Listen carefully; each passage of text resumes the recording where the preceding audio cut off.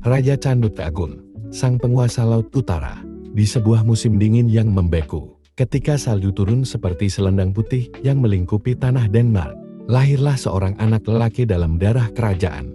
Ia diberi nama Canute, putra kedua dari Raja Svein Forkbeard, seorang penguasa Viking yang dikenal karena ketegasan dan ambisinya yang tak terbendung.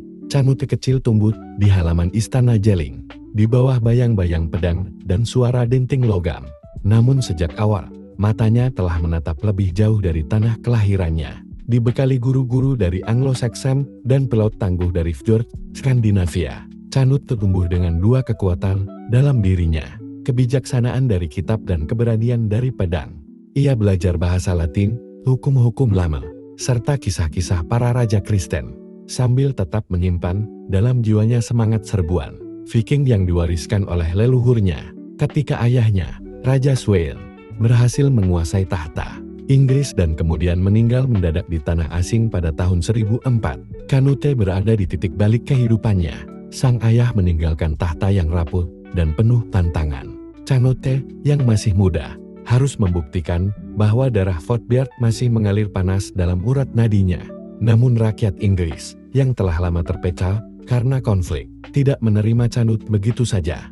Mereka memulihkan tahta kepada Taylor, raja tua yang telah diusir Svein, tapi Canute tetap gentar. Dengan kapal-kapal panjang yang gagah, dan prajurit-prajurit dari Denmark dan Norwegia, ia kembali menyerang.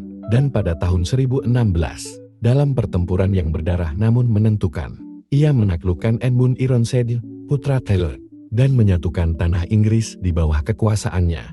Canute tidak hanya menaklukkan dengan pedang, namun juga dengan akal. Ia menikahi Emma dari Normandia, janda Taylor, untuk memperkuat klaimnya atas tahta dan meredakan permusuhan antara bangsa-bangsa.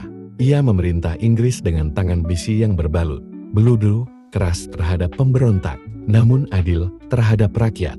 Pemerintahan Canute bukan hanya satu bab dari sejarah Inggris. Ia menjadi arsitek kekaisaran yang tak tertandingi di masa itu.